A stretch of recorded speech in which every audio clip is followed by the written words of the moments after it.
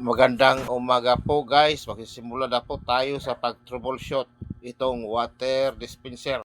Reklamo nila yung sa kanan, yung cold water ay mahina ang daloy ng tubig. Pero sa kaliwa, sa hot water ay malakas ang daloy ng tubig. Tara na, buksan na natin itong unit na ito. Hello guys, ito palang unit na water dispenser. Matagal na pa itong problema na mahinang daloy ng tubig. Daming dumaan itong technician, hindi man lang binuksan at nilinis.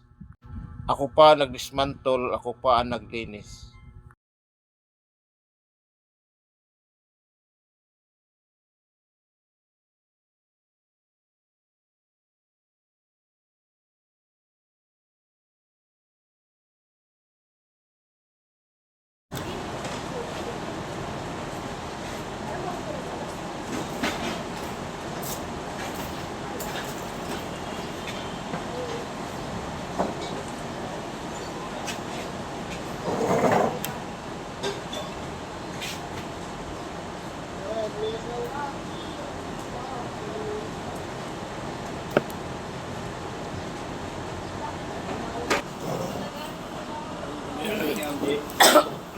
Ha? Hindi na kaya?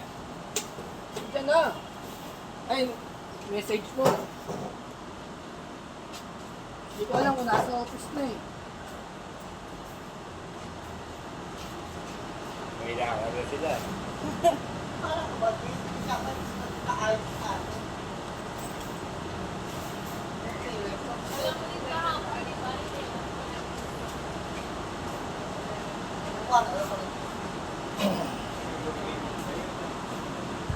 Mag-drain na po tayo ng tubig sa loob para simulan na ang pagre-repair.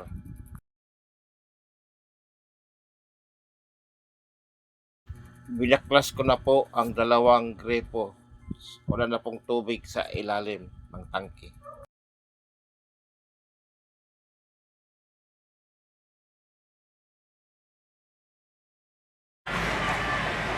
Ayan po, may tumutulong po dito sa ilalim papuntang heater tank.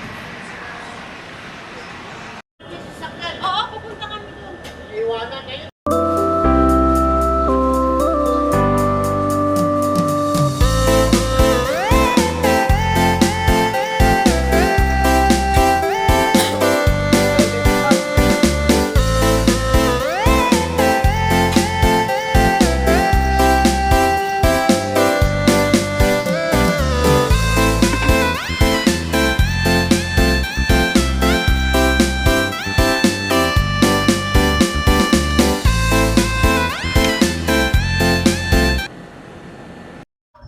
Ayan po, kinukulkog na po natin ng isang alambre sa loob po ng tubo. Yung daluyan ng malamig na tubig kung ano nakabara. Ayan, may lumabas. May kulali pala sa loob. Ayan, nabara. Hindi makalabas na maraming tubig. Dito walang problema. Dito may problema. Siguro mayroon pa yan sa loob. Tingnan natin.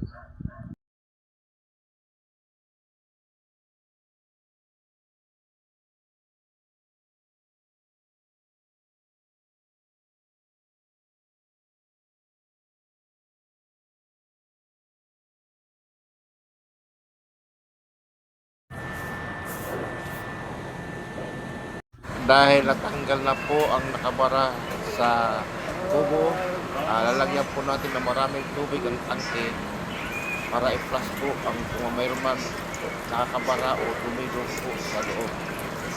Damihan po natin ng tubig para marami ang ilabas na tumi.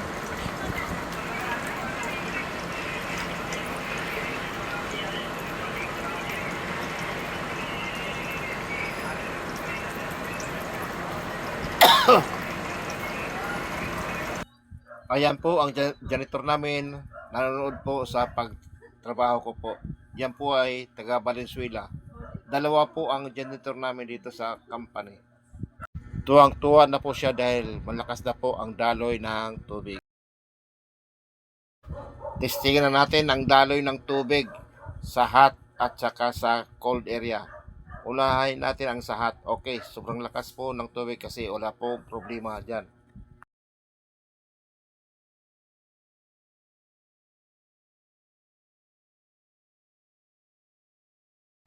Ayan po, sa may hot water area, malakas po ang daloy, wala pong problema.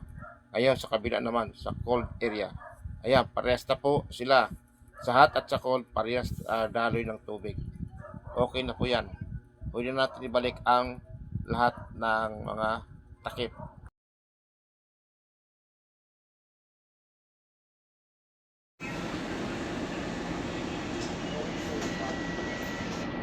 At mga kuwan, balikan ko.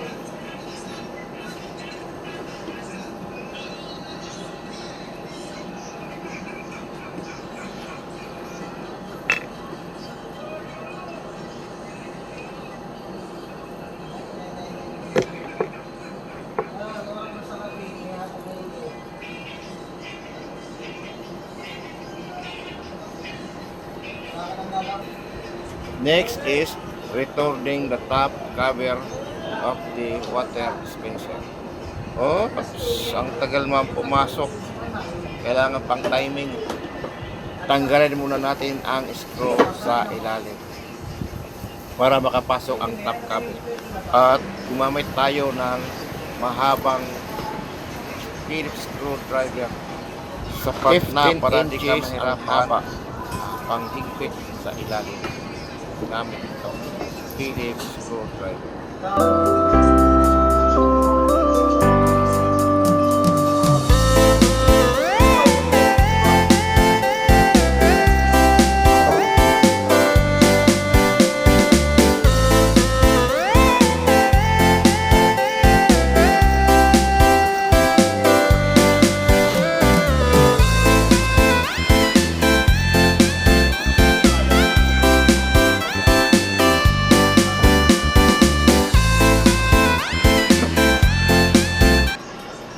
Apat pong piraso na screw ang hinihigpitan ko sa ilalim.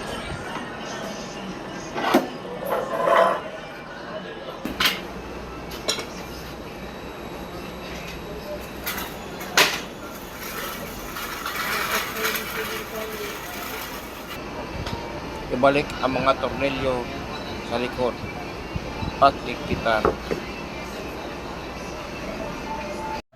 Next ay higpitan na natin ang tornilyo ng frame condenser para lapat na lapat.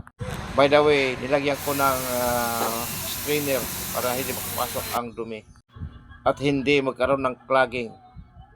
Nag-test na pa ako, malakas na po ang daloy ng tubig sa kanan sa may cooling area.